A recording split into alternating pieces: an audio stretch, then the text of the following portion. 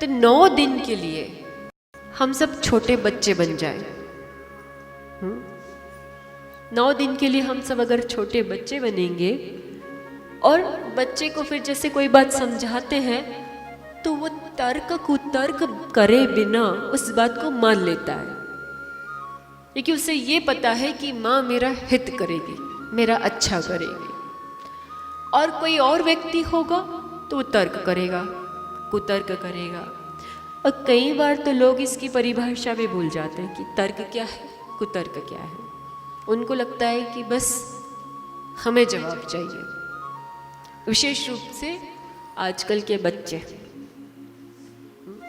अगर माता पिता ने कुछ कहा ऐसा मत करो, क्यों नहीं करें, हम ऐसा करेंगे, है ना, सीधा जवाब आ जाता होगा।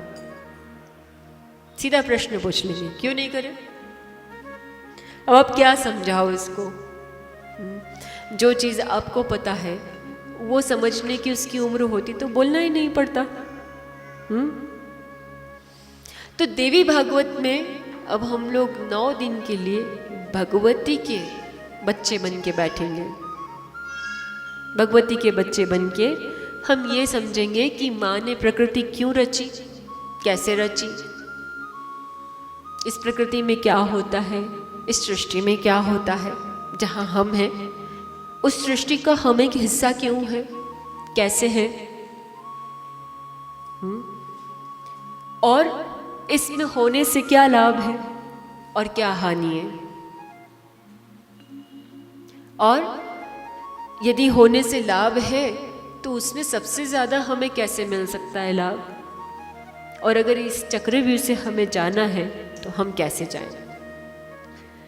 किसी भी ग्रंथ का शुरुआत में उसका महात्म्य होता है, उसके महात्म्य की कथा होती है, यानी कि उसकी महत्ता जानने की कथा होती है। Why it is so much important, ये इतना इम्पॉर्टेंट क्यों है कि हम उसको समझें, जानें। तो ऐसा ही कुछ हुआ था। ऋषियों ने पूछा सूत जी से, पुराने किसी युग में, किसी समय में, किसी मनवंतर में।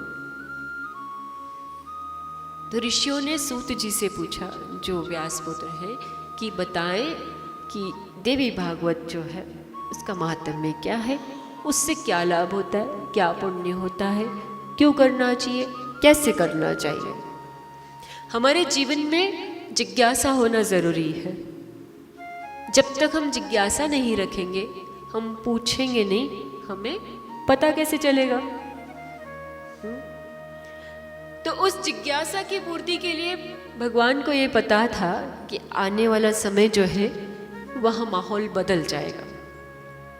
उन्होंने ऋषि मुनियों को प्रेरणा दी कि इस तरीके से आप रहें कि जो आपका जीवन है वो दूसरे आने वाले युगों के लिए, यानी हम सब के लिए प्रेरणा बन जाए, हमें पता चले कि हमें कैसे जीना है।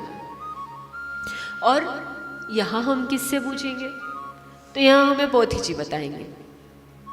पोथी जी यानी भगवती का ये जो ग्रंथ है, देवी भागवत ग्रंथ। शास्त्र कहता है कि देवी भागवत ग्रंथ को एक पुस्तक न समझकर साक्षात भगवती का वाग्मय स्वरूप समझना चाहिए। जैसे हम मूर्ति की पूजा करते हैं, जैसे मूर्ति में हम भगवती को देखते हैं, माँ पराम्बा को देखते हैं, वैसे ही इस पुस्तक के एक एक शब्द के भीतर हमें माँ भगवती का दर्शन करना चाहिए। जैसे इसके एक एक अध्याय भगवती का एक एक अंग हो।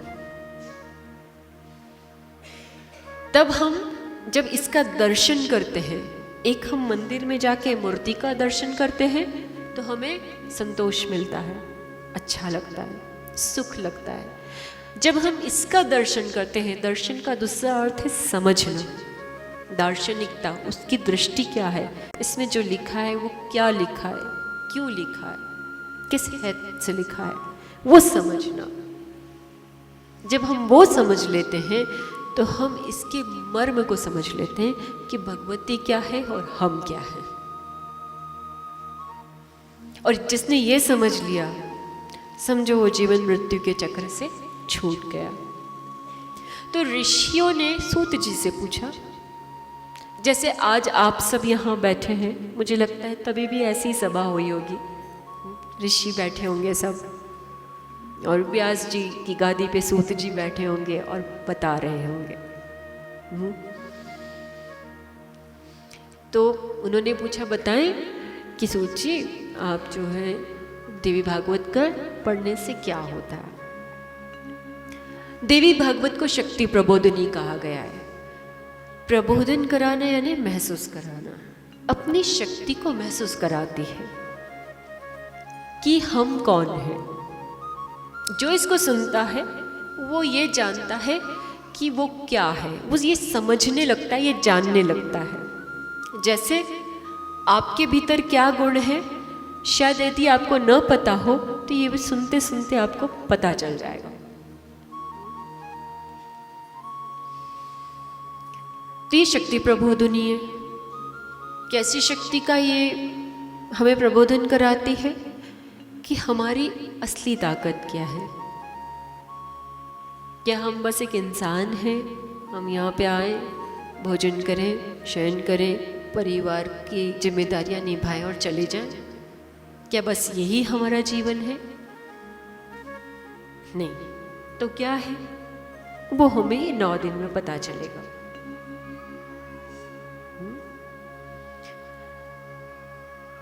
इसके पठन से और इसके श्रवण से, इसकी कथा के श्रवण से भोग,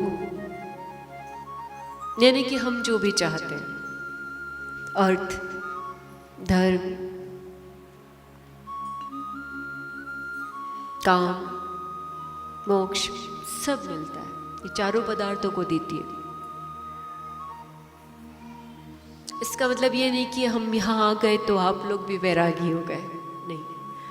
जो जिस भाव से बैठेगा, जो जिस श्रद्धा से बैठेगा, उसको उस श्रद्धा से ये अपना रूप दिखाती है। जाकी रही भावना जैसी, प्रभु मिरत दिखे दिन तैसी।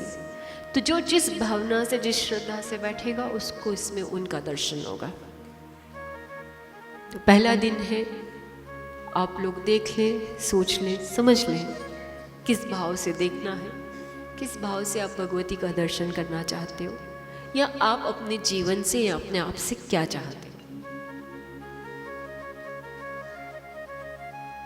देवी भागवत के महात्म्य में कुछ और कथाएं भी आती हैं, जिससे हमें ये पता चलता है कि काल की गति कैसी है और हम किस काल की ग्रास में फंसे हुए हैं। हर व्यक्ति यहाँ काल के मुख में है। काल यानी समय, समय सबसे बलवान है। सब समय के मुख में जा रहे हैं, काल के ग्रास बन रहे हैं, आ रहे हैं, जा रहे हैं, आ रहे हैं, जा रहे हैं, आ रहे हैं, जा रहे हैं।